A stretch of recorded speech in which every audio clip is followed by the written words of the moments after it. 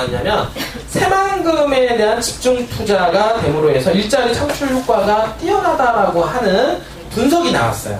이 분석 자료가 이게 상당히 중요하죠. 그냥 막연하게 일자리가 얼마 정도 창출될 거다라고 하는 게 아니라 분석에 의해서 어떻습니까? 국가적으로 어떻습니까? 이 통계를 내거나 어떻습니까? 그걸 나오겠죠. 그러니까 그런 분석을 통해서 새만금이 어떻습니까? 개발이 될 경우에 일자리 창출이 얼마 정도 된다. 그리고 새만금에 얼마 정도 투자했을 때 몇 명의 일자리 고용 효과가 발생을 한다라고 하는 게 데이터 분석을 통해서 나왔다라고 하는 거예요.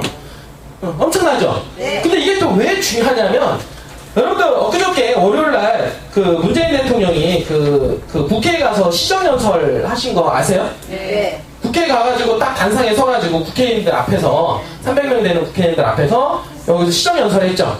시정연설은 뭐냐면 대부분 이제 전반적인 정책이라든지 이런 부분들을 하려고 정책을 발의하려면 뭐가 들어갑니까? 돈이 들어가잖아요. 맞죠? 그쵸? 돈이 들어가니까 이 돈이 들어가는 부분에 대해서 어떻습니까? 국회한테 왜냐면 마지막에 국회에서 도장을 딱딱딱 두들겨 줘야 될 거 아닙니까? 뭐 추경안을 뭐 하든 뭘 하든 어떤 그 부분들이 그러니까 그러면 어떻습니까? 국회의원들 설득을 해야죠. 왜 이 돈을 써야만 되는가? 내가 예산안을 이렇게 집행을 해서 이 정책을 발의를 해야 되는 것에 대해서 정당성을 확보하고 그 다음에 어떻습니까? 그 국회의원들하고 공유를 하기 위해서 어떻습니까? 대통령이 앞에 서가지고 시정연설을 하는 거야. 그게 바로 시정연설이에요. 그 시정연설인데 근데 보면은 그 몇 국회의원들이 잠을 자고 걸고 아주 그냥 이러면 안 돼. 내가 보기에는 이거 우리나라 국회의원들 문제가 있습니다. 자기하고는 반대 생각을 가지고 있는 사람에 대해서 정말 그렇게 해서는 안 돼요. 정말 적극적으로 들어줘야 됩니다. 그리고 이 정책에 대한 부분들은 정말 신빙성이고 타당성이 있다라고 서로 합의가 해야 돼요. 그러니까 아닌 걸 갖다가 다른 문제는 어떻습니까? 당연히 반대를 하더라도 정말 국가에서 정말 가야 되는 부분에 있어서는 어떻습니까? 정말 서로 합의하고 협의할 건 협의해주고 안 그래요? 맞아요. 그래서 같이 가야 되는 거죠. 이 부분들이. 아닌 것은 아니다라고 정확하게 얘기해주고 갈 부분에 대해서는 서로 어느 정도는 합의가 해줘야 나라가 달려갈 수가 있는데 무조건 어떻습니까? 자기하고 반대 의자 간다고 해서 어떻습니까? 무조건 아니다라고 하면 대통령 해먹겠습니까 이거? 왜냐하면 우리나라는 사건분립으로 해서 대통령 행정이 있고 또 의회가 있잖아요. 모든 돈을 집행하려고 해도 대통령 마음대로 못하는 거예요. 의회에서 동의를 해줘야 된단 말이에요. 의회에서. 그러니까 의회 동의를 얻어야 되는 거죠. 의회 동의. 그렇다고 해서 의회 동의를 얻어야 되는데 예전에 항상 이게 싸우는 이유가 어떻습니까? 대통령이 돼가지고 보면은 어떻게 있습니까? 여당에서 대통령이 나중에 대통령 마음대로 하니까 여당에서 어떠니까 기분 나쁘니까 대통령 나중에 쫓겨내려고 막 하라고 그러잖아요. 부분들이. 근데 이게 대통령도 그러면 안 되고 대통령도 같은 여당을 감싸가지고 또 야당까지 협치할 수 있는 게 그러니까 협치가 안 되면 발 뻗고 나서서 자기가 자존심 다 무너뜨려야 되는 거예요. 대통령 해먹으려면 그렇잖아요. 자기가 발 뻗고 나서가지고 어떻게든 설득을 해야 되는 거냐면 자기가 대통령을 하려면 설득을 해야 되는 거예요. 이거 무조건 어떻게든 간에 해서라도 우리나라가 잘 되게끔 해야 되는 거니까 어쨌든 그거는 만약에 자기 자존심 때문에 설득을 안 한다라고 하면 그것도 문제가 있는 거죠. 그거는 그러니까 대통령은 어떻습니까? 어떤 권력에 의해서 어떤 군림을 하려고 하는 게 아니라 우리가 다 그렇지만 제가 대표로 있지만 대표자가 돼서 여러분들한테 군림을 하려고 이 자리가 있는 게 절대 아니에요. 제가 군림해서 뭐가 좋은데요? 여러분들 회사가 걔한테 안 나오고 회사가 잘 안 들어가면 제가 이 자리가 뭐가 필요하냐고요. 안 그렇습니까? 여러분들이 일을 할 수 있게끔 배려해주고 일을 할 수 있게끔 자리를 깔아주고 일을 할 수 있게끔 제가 도움을 줘야 되는데 내가 내 자리 지키기 위해서 어떻습니까? 여러분들 막 무시하고 까고 이렇게 하면 저한테 뭐가 도움이 되겠냐 이거야. 여러분 생각을 해봐요. 여러분들이 움직여주고 여러분들이 움직여야 회사가 잘 돌아가고 더불어서 제가 자리를 지킬 수가 있는 거고 회사가 잘 돌아갈 수 있는 게 아니겠습니까? 그분들이 맞지 않나요? 맞습니다. 그래서 한 나라의 수장과 한 나라의 회사의 대표는 여러분들 위해 군림하기 위해서 있는 자리가 아닙니다.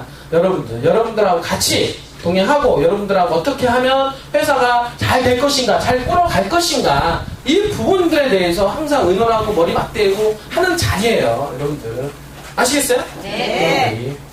그래서 어쨌든 그 시정연설을 통해서 국회의원들 설득하기 위해서 시정연설을 통해서 발표를 했는데 여러 가지 정책이 있을 거 아닙니까? 그죠? 여러 가지 정책을 하기 위해서 얘기가 나오냐면 일자리 하려면 돈이 필요하다 이거예요. 맞죠? 네. 돈이 필요하니까 어떻게?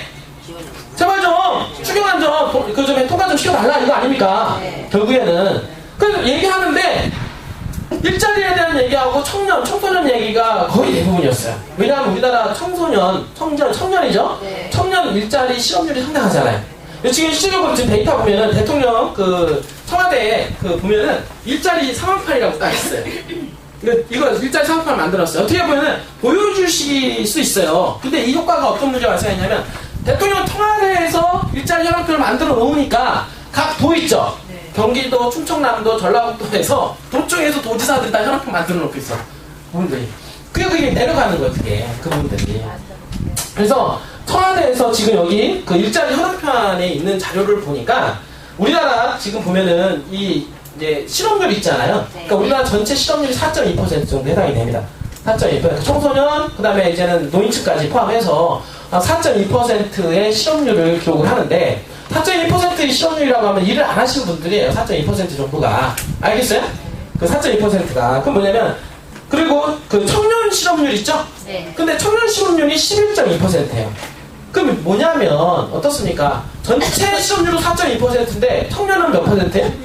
11.2%라는 얘기죠. 예. 그러면은 어때요? 일반적인 평균치보다도 청년 실업률이 높아요, 안 높아요? 엄청 높은 거잖아요. 이게 문제라는 거예요, 여러분들. 그러니까 평균치는 4%인데 청년 실업률은 11.2%다. 그러면은 진짜 심각하다라고 보시면 되는 거예요. 사실 우리나라 청년 실업률은 심각하기 때문에 지금 어떻게 봤냐, 이제 문재인 대통령은 어떻게 보냐, 이거 갖다가 국가 재난 상태다 이렇게 본 거예요. 이거를. 그래서 어떻게 되냐면 손을 놓고 있는다면 정부의 직무유기이고 우리 정치의 직무유기가 될 것이다. 이거는 실업 대란을 방치하면 국가 재난 수준의 경제 위기를 다가올 수 있는 우려가 있다. 경제 불평등 이런 얘기를 통해서 일자리에 대해 44번, 청년의 33번을 이제 강조를 하면서 일자리에 대한 얘기를 엄청나게 강조를 하신 분이니까 이분은 언제냐면 대통령이 되기 전에도 일자리 얘기했었어요. 청년 일자리. 그리고 지금 대통령이 되고 나서 가장 먼저 한 게 어떻게 했습니까? 현황판을 까는 거죠. 그쵸? 대통령 일자리 현황판을 딱 까는 거예요. 그만큼 일자리에 대해서 지금 어떻게 생각하고 있습니까? 심각하게 현 정부에서 생각을 하고 있고 대통령은 어떻습니까? 이 일자리에 대해서 어떻게든 개선책을 내놓기 위해서 노력하고 있다는 얘기죠. 그럼 그 일자리 중에서는 뭐냐면 어떻습니까? 두 가지가 있어요. 여러분들 보면은 정규직 있고 비정규직 있잖아요. 네. 그러니까 지금 얘기 나오는 게 어떻습니까? 정규직이 아니라 정규직 비율을 어떻게 한다? 높인다가. 그죠? 그러니까 비정규직을 어떻게 정규직으로 전환하려고 하는 거죠. 비정규직을 정규직으로 전환하고 지금에 있는 공무원 수를 좀 더 늘리고 이렇게 해서 정규직 사원들을 늘리려고 하는 거예요. 이분들이. 그래서 실업률을 낮추려고 하는 게 지금 이 현 정부의 현재 일자리에 대한 어떤 바라보는 시각이다. 이렇게 여러분들 생각을 하시면 되는데 지금 첫 번째로 한 게 바로 일자리라고 하는 거예요. 일자리. 여러분들 왜 이런 의미가 제가 말씀을 왜 드리냐. 이거는 왜 그러냐면 지금 새만금하고 관련이 있기 때문에 그런 겁니다. 알겠어요? 왜 아침부터 왜 일자리 들고 일어나가지고 갑자기 그러냐? 제가 왜 그러냐면 새만금하고 밀접한 어떤 관련성이 있기 때문에 오늘 제가 일자리에 대해서 말씀을 제가 드리는 거예요. 왜 그러냐? 아까 제가 처음에 얘기했어요. 뭐냐면 새만금에 집중 투자하게 되면 일자리 창출 효과가 상당히 뛰어나다라고 분석 자료가 나왔다고 얘기했죠? 네. 그런데 그 분석 자료 위에서 보니까 어떤 효과가 발생을 했냐면 자, 새만금에 해마다 1조 원씩 이상 투자할 경우에 고용 창출 효과가 몇만 명 발생하냐면 6만 명이라고 하는 게 발생합니다. 자, 잘 생각해보세요. 새만금에서 일하시는 분들이 젊은 사람이겠어요? 나이 드신 분들이 많이 있으시겠어요? 젊은 사람이죠? 그럼 아까 고용이 어떻습니까? 실업률이 11.2%라고 얘기했죠? 네네. 그러면 11.2%의 어떤 고용률을 어떻습니까? 떨어뜨릴 수가 있겠죠? 네. 상당히 많이. 그러면 뭐냐면, 자, 여기서 착안을 하는 겁니다. 뭐냐면, 자, 대통령이 어떤 문제를 얘기했냐면, 자, 실업률 낮추는 거하고 새만금에 대한 공약을 해줬죠? 안 그래요? 네. 그러면, 이 실업률에 대한 부분들을 통해서 새만금을 개발할 수 있는 정당성이 확보가 된다. 이 부분들이. 이게 얘기가 나온다는 거예요, 이 부분들이. 그러면, 자, 일자리를 창출해야 되는데, 그럼 일자리 창출하기 위한 방법으로 뭘 해야 되겠냐? 왜? 새만금을 1년에 1조 원씩 투자를 하니까 6만 명이라는 인구가 발생하는 거잖아요. 네. 맞죠? 네. 그러면 6만 명이 발생하면은 어떻게 되느냐? 자기가 대통령이 지금 어떻습니까? 임기 5년이죠? 네. 5년 동안 1조 원 이상의 어떻습니까? 특별회계. 그러니까 예를 들어서 우리가 지자체에 뿌려지는 회계가 있고 따로 어떻습니까? 대통령이 권한으로 해서 특별회계를 만들어서 국책사업으로 밀어붙이는 데 있잖아요. 옛날에 그 4대강 있잖아요. 네. 4대강도 특별회계를 한 거예요. 그러니까 특별회계를 통해서 새만금에다가 한 1조 원 이상씩 들어붙는다 라고 하면은 어떤 현상이 발생하냐면 고용률이 효과가 얼마 정도 발생한다? 6만 명 정도 발생할 것이고 대통령 임기 5년이 지나고 나면은 어떤 일이 발생합니까? 이 실업률이 어느 정도 해소가 될 수가 있다라고 하는 가치가 나오는 거예요. 알겠어요? 네. 그러면 어떻습니까? 대통령이 얘기했던 일자리 창출에 대한 효과가 발생할 뿐만 아니라 대통령이 새만금에 대한 국제사업을 개발하겠다고 하는 강력한 의지가 드라이브가 걸리는 거죠. 네. 그러니까 새만금 개발에 대한 명분이 또 나오게 되는 거고 그리고 어떻습니까? 전 국토의 개발 균형 발전 차원에서 전라북도가 이번에는 개발을 해야 되는 시점이 됐다라고 하는 삼박자가 다 맞아떨어지게 되는 거예요. 그러니까 새만금이 지금 움직이는 거예요. 여러분들 그냥 움직이는 게 아니라 이런 효과로 인해서 새만금이 지금 꿈틀거리고 움직이고 있다라고 하는 부분이고요. 이 얘기는 이제 조만간에 어떻습니까? 대통령이 이제는 새만금에 대한 강력한 개발 의지가 보일 거고 이런 어떤 새만금에 대한 대통령의 강력한 개발 의지가 보이니까 최근에 어떻습니까? 부안 읍내 주변에다가 아파트를 짓기로 했죠? 네. 얘기 들으셨어요? 네. 들으셨잖아요, 그렇죠? 여기 지금 아파트 지금 보니까 나온이라고 하는 그죠? 네. 그 아파트 아까 제가 뽑았나? 네. 나온 건설.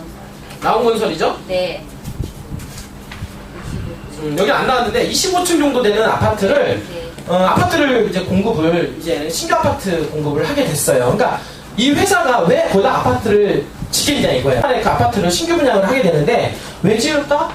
자, 건설사가 바보입니까? 아니요. 분양이 안 될 곳에다 지어요? 아니요. 아니라고 하는 거예요. 왜 지을까? 당연히 땅값이 올라갈 것으로 기대가 되죠. 네. 맞죠? 네. 그리고 땅값이 올라갈 거고 그리고 아파트가 당연히 분양이 잘 될 것으로 추정이 된다는 거예요. 이 부분들이 충분하게. 그렇기 때문에 거기다 아파트를 짓는 거야. 자, 이거는 뭐냐면 이제 부안 개발의 신호탄이 되기 시작합니다. 이 아파트가 부안의 지금 랜드마크가 될 것이고 이걸 시점으로 해서 많은 건설사들이 부안에 뛰어들기 시작을 할 거다 라고 하는 부분들에 그러니까 지금은 부안군청 주변에 어떻습니까? 시설물들이 많이 갖춰져 있잖아요. 네. 지금 현재로서는 네. 그러니까 현재 군청도 있고 거기에 뭐 다 있으니까 생활 편의시설이 다 있다 보니까 거기다 아파트를 짓겠죠. 네. 근데 앞으로는 어떻게 되냐? 남북 2축, 남북 3축, 동서 3축이 다 개발되면 어떻게 되냐? 새만금으로 접근성이 좋은 쪽으로 건물들이 들어오기 시작한다 안 한다? 한다. 들어오게 되는 거예요. 그리고 나서 새만금의 일자리가 6만 명씩 창출된다라고 하면 어떻습니까? 그만큼 주거지가 필요하겠죠. 네. 자, 보니까 여러분들 자, 부안이 인구가 5만 7천 명밖에 안 돼요.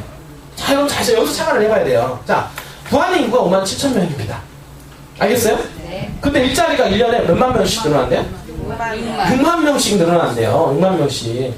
그러면 자, 부안군의 인구가 5만 7천 명밖에 안 되는데 일자리가 6만 명이 늘어난다라고 하면 일자리가 6만 개가 늘어나는데 자, 6만 개가 늘어나면 그 사람 그 가정과 새끼와 어떻습니까? 부부 이렇게 하면은 그래도 어떻습니까? 일자리 하나당 2~3명씩 늘어날 수 있는 확률이 높은 거예요. 한 명만 와서 일하는 게 아니잖아요. 부부가 움직일 수도 있고 가정이 하나 움직이고 이렇게 되는 거죠. 그러면은 만약에 이게 1조 원씩 만약에 투자가 이루어지면 여기서 6만 명의 어떤 일자리가 창출 효과가 발생한다고 그랬는데 어떤 부분이냐면 제가 보기에는 10만 명 정도가 이용할 가능성이 높다. 10만 명 정도. 맞죠? 네. 10만 명 정도가. 그러면 어떻습니까? 5년 동안 5조 원 이상 투자한다 그러면 50만 명 정도가 정말 유입될 가능성이 현실적으로 있다는 얘기예요. 네. 이 부분들이. 그게 이 새만금에 대한 인구 유입 효과가 74만 명, 한 80만 명 정도 예상을 잡았죠? 네. 그거는 그래서 나오는 거예요, 데이터가. 그런 부분들이. 응? 그래서 왜냐면 인구, 어떻습니까? 이 일자리 창출 효과가, 연당 어떻습니까? 지금 1조 원 시작할 때 6만 명. 그럼 6만 명이 늘어나게 되면 10만 명씩 늘어날 텐데, 자, 생각해봐요. 자, 10만 명씩 늘어나는데, 그럼 어디서 살아야 돼요? 어디서 살아야 되잖아요. 네. 아니, 그러면은 집질 땅이 필요한 거고, 맞죠? 네. 상권들이 들어와야 될 거 아닙니까? 네. 맞죠? 네. 지금은 부안 군청 주변으로 들어서지만은 실제로 본격적으로 일자리가 창출이 되면은 어떻게 되느냐면 새만금하고 가까운 지역에다가 집을 지을 거 아니에요. 네. 어차피 다 차로 움직여야 되니까 자가용 다 움직이잖아요. 그러니까 새만금 일자리하고 가까운 지역으로 해서 어떻습니까? 주거지역이라든지 상업지역들이 개발이 될 거 아니냐 이거예요. 이분들이. 그러니까 기존에 있는 주거지역들, 기존에 있는 상업지역들에 대한 어떻습니까? 땅값이 올라갈까요? 안 올라갈까요? 올라가요. 올라간다는 거예요. 그 올라가는 수준이 장난이 아니다. 왜냐면 인구 유입 효과를 보라는 거예요. 자, 여러분들 제주도가 제가 며칠 전에 제주도에 어제 얘기했죠? 네. 10년 동안 인구가 8만 명이 늘어났어요. 지금 현재 68만 명이죠? 네. 근데 10년 동안 8만 명밖에 안 늘어났다고요. 근데 제주도 땅값이 얼마 올랐어요? 엄청나게 올랐잖아요. 물론 거기는 관광 유입 효과가 있죠? 물론 부안도 마찬가지로 관광 유입 효과 있죠? 네. 마찬가지로 여기도 마찬가지로 상주 인구 플러스 관광 인구 유입 효과가 발생한다는 얘기죠? 당연히 여기도 새만금하고 만만치 않게 땅값이 제주도만큼 올라갈 가능성이 상당히 있는 지역으로 여러분들 예상이 되지 않느냐 이거예요. 맞죠? 맞아요. 자, 인구 유입 효과를 봤을 때 물론 지금 현재 제주도는 뭐 8만 명 정도, 여기 같은 경우는 어떻습니까? 이렇게 10만 명씩 늘어나면 기존에 있는 주거지역들은 땅이 부족하거든요. 그쵸? 네. 땅이 부족해요. 당연히 땅이 공급되는 게 한계가 있고, 왜냐면 또 이 부안 쪽은 다 농림지역들 많아요. 농사 짓는 땅이 많다는 얘기예요. 그러니까 네. 농사 짓는 땅은 안 건드리고 현재 있는 주거지역을 기점으로 해서 건축행위가 일어나면서 주변은 확장이 되겠죠. 네. 그러니까 어떤 놈들 먼저 개발되겠냐고요. 어떤 놈들이 개발됐습니까? 당연히 주거지역, 상업지역 위주로 땅값이 번지기 시작을 한다라는 거죠. 그리고 그게 부족한다라고 하면 어떻게 됩니까? 기존에 있는 상권들이 더 부족할 거 아닙니까? 네. 왜? 지금에 있는 도시지역 찍어놓은 거는 기존에 있는 인구에 비례해서 도시지역을 찍어놨기 때문에 인구가 그만큼 늘어난다라고 하면은 어떻습니까? 상업지역은 더 늘어날 것이고, 그 다음에 어떻습니까? 1종은 2종으로 전환될 거고 2종은 3종으로 전환돼서 더 높게 질 겁니다. 왜? 군산이 했던 것처럼. 맞죠? 네. 그러면 여러분들이 지금 볼 때 여러분들 지금 상서 쪽은요, 상서 쪽은 동서 3축하고 어때요? 남북 2축하고 동서 3축하고 가까워요. 같죠. 알겠어요? 네. 그리고 새만금 개발되면 지금 여기 보면은 지금 이 관광 레저용지에 지금 어떻습니까? 1조 원 이상 투자하겠다라고 하는 의향서 비친 데가 있죠? 네. 있어요, 없어요? 지금 모 회사에서 그 개발 레저용지에다가 1조 원을 투자하겠다라고 하는 의향서를 새만금 개발 청사하고 지금 얘기가 돼가고 있는 중이야. 이 부분들이. 맞죠? 네. 근데 지금 어떻습니까? 부안군에서 하기로 했어요. 나 부안군에서 우리가 하겠다. 왜냐면 부안군 내에 들어가니까. 부안군 소재지에 속하는 새만금 관광개발 용지에 그게 들어간단 말이에요.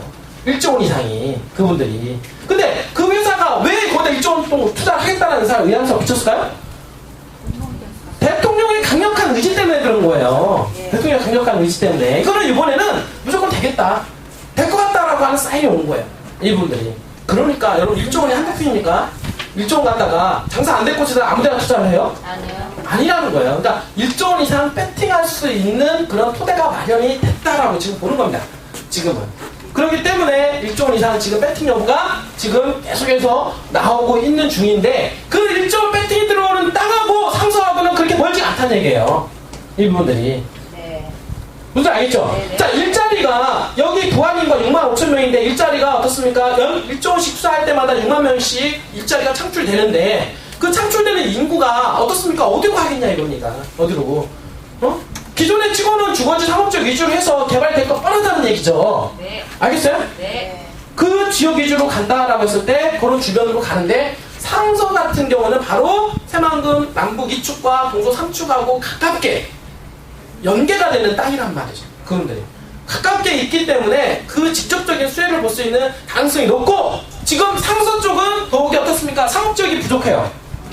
네. 보셨죠? 그죠? 네. 상업지역이 도로가 조금밖에 없잖아요. 네. 당연히 상업지역이 더 필요할까요? 안 필요할까요? 필요해요. 당연히 필요하죠. 네. 그러니까 지금 이종 일반 주거지역이 상업지가 될 가능성이 상당히 높다는 얘기예요. 향후에. 왜? 용도가 당연히 확장이 될 가능성이 높습니다.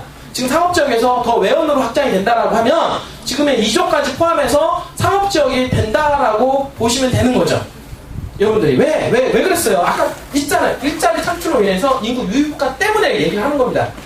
그리고 더더욱이 여기 여러분들 보셨지만은 제주도가 10년 동안 인구가 8만 명이 늘어났지만 여기는 어떻습니까? 10년 동안 8만 명이 아니라 연 1조씩수 하게 되면은 어떤 현상이 발생? 5년 동안 50만이라는 인구가 유입효과가 발생할 수 있는 지역이라는 얘기죠. 네. 알겠습니까? 네. 이거 어마어마한 거예요, 여러분들. 새만금의 개발은 대한민국의 어떻습니까? 개발 역사를 지형을 다시 한번 바꿀 뿐만 아니라 어떻습니까? 엄청나게 한번 이 경제적인 어떤 성장 동력을 갖출 수 있는 지역이면은 틀림이 없다라고 하는 것을 여러분들이 인식을 해야 된다라는 거예요, 여러분들. 그래서 지금 계속 그게 쌓이게 오는 거고, 쌓이게 오는데, 어떻습니까? 지금 여러분들한테 분양하고 있죠? 네. 이거는 대통령 되기 전에 내가 땅을 잡은 거예요. 알겠어요? 아까 얘기했죠? 대통령 이후에 지금 땅을 확보를 하려면 그때보다도 어떤 가격을 잡아야 된다? 50%더 줘야 돼요, 지금. 현실은 그렇습니다. 그러면 지금 만약에 대통령 이후에 지금 이 땅을 갖다가 똑같은 땅을 분양하려고 그러면 여러분들 지금 현재 이종일 반지가 98만 분양하잖아요. 네. 150만 무조건 넘어야 돼요. 150만 넘어야 되는 겁니다, 지금. 그러니까 여러분들 150만 넘어야 되는 땅을 갖다가 지금 98만원치 분양하고 있다는 얘기예요. 근데 여러분들 못 느낄 뿐이죠. 그 부분들, 가격적인 현재 상승 효과가 어떻게 발생하고 있는지를 현재 피부로 와닿지 않기 때문에 그래요. 여러분들 있잖아요. 이종일반 주거 지역이 현재 100만원 미만으로 사는 것은 여러분들 어느 동네 가봐도 100만원 이하 땅이 없어요. 100만원짜리 땅이 어디 있습니까? 맞아요. 100만원 이하가. 싸지. 평택에 보니까 자연녹지 갖다 500만원 부르더라고요. 안중 쪽에. 예? 자연녹지를 500만원 불러요, 자연녹지를. 평택에 있잖아요? 네. 평택에. 그러니, 안중이 자연녹지를 500을 부르니 장애 주거지가 얼마겠냐고요. 엄청 비싸겠죠, 그죠? 네. 분들이. 그게 어떻습니까? 안중이 개발되면서 땅값이 그렇게 올라간 거예요. 옛날에 그렇게 비싸지 않았었어요. 그러니까 안중에 뭐 역사 개발되고 주변에 어떤 개발이 확장이 되는 관계로 땅값이 폭등을 한 거죠. 땅은 그런 기대 심리가 있다는 거죠, 여러분들이. 그러니까 3년, 5년. 근데 잘 보세요, 여러분들이 지금 땅을 가지고 있죠. 네. 땅을 가지고 있으면 5년 동안 대통령이잖아요. 네. 5년 동안 새만금에 어떤 일이 많은 일이 일어나지 않을까요? 네. 일어나. 그렇잖아요. 팩트가 엄청난 팩트가 작용하지 않을까요? 네. 작용합니다. 작용하지 않을까요? 지금 보세요. 어떤 분 얘기가 나오냐면, 자, 신공항, 공항 얘기 나오잖아요. 네. 공항 언제까지 잼버리 대회 어떻습니까? 2013년도에 개최가 되죠? 네. 2013년도까지 공항을 만들자. 2013년도 맞죠? 2023년도. 2023년도까지 공항을 만들자라고 하는 이유가 뭐예요? 잼버리 대회 때문에 그런 겁니다. 네. 각 세계에서 비행기 타고 날로 와야 되잖아요. 네. 그쵸? 어디로? 새만금으로. 그러니까 2023년도까지 신공항을 만들자라고 얘기가 나오는 거예요, 지금. 그렇게 해서 대통령의 의사가 해준다라고 하면 잼버리 대회 유치할 가능성이 더 높아지겠죠. 네. 그리고 또 잼버리 대회가 유치가 되면 또 공항에 대한 부분들의 기대 심리가 더 작용할 거고 빨리 될 거다. 이 부분들. 공항뿐만 아니라 지금 어떻습니까? 도로망, SOC, 공항, 항만 많은 부분들이 제가 보기에는 잼버리 대회가 만약에 유치가 된다라고 하면 개발에 대한 탄력성이 훨씬 높아지게 될 겁니다. 네. 공항뿐만 아니라 도로망 이런 거 다 뚫어야 되잖아요. 네. 분들이. 그러니까 그런 것들을 개발한 명분이 또 생기는 거고 아다리가 어떻게 보면 딱 되는 거예요. 그러니까 잘 될 놈은 아다리가 잘 맞아요. 네. 맞아요. 아다리가 탁탁탁 맞아 떨어지면서 시너지효과 발생하면서 새만금에 대한 어떤 개발 탄력성까지 불러일으킨다라고 하면 제가 보기에는 향후 5년 동안은 엄청나게 땅값이 올라갈 가능성이 높다 이렇게 여러분들 기대가 해서 괜찮다는 얘기죠. 네. 이분들이. 제가 오늘 그 일자리에 대한 부분들 제가 말씀을 드렸는데 정리하자 그러면 지금 문재인 대통령은 일자리를 가장 우선으로 생각을 합니다. 그러니까 비정규직을 정규직으로 전환하고 정규직을 늘리자 이런 차원 아니에요? 네. 그래서 지금 청소년 실업률이 11.2%에 해당이 되는데 지금 평균 실업률이 4%란 말이에요. 대한민국 평균 실업률이 4%인데 청소년이 11.2%라는 얘기죠. 네. 그러니까 평균치보다 훨씬 떨어지잖아요. 그러니까 청소년들이 지금 심각하고 재난 상태에 있다. 그렇게 보여지기 때문에 일자리를 창출을 해야 되는데 과연 그런 일자리를 어디서 창출을 하느냐. 여러분들 추경을 돈을 만들어가지고 어떻습니까? 그건 뭐 알바 정도밖에 안 돼요. 그렇잖아요. 네. 뭐 돈으로 만드는 일자리밖에 더 됩니까 그게? 하지만은 어떻게 됩니까? 새만금을 개발하면은 이건 본질적인 문제가 해결되는 거예요. 새만금이 개발되면 응? 일자리가 장기적인 일자리가 만들어지고 어떻습니까? 거기다가 추경을 해서 11조 원 추경을 하는 돈을 갖다가 저는 차라리 그냥 새만금에다 11조 원 바로 줬으면 좋겠어요. 그냥. 거기서 일자리 좀 만들어버리게. 맞잖아요. 네. 거기서 그냥. 그러면 일자리가 어마어마하게 창출이 될 텐데 내가 보기에는. 응? 근데 이거를 11조 원 하는 것도 아니고 1년에 1조 원씩만 어떻습니까? 특별하게 작성해서 만든다 하더라도 5년 정도면은 한 50만 명의 인구 증가가 예상이 된다는 얘기예요. 그럼 50만 명이면은요, 여러분들, 제가 뭐라고 그랬어요? 평택 인구가 48만 명이라고 그랬죠? 네. 평택 인구가 그냥 들어가는 거예요. 평택 인구가 그럼 어디로 들어가느냐? 지금 주거지역, 상업지역으로 들어가는 거예요. 현재.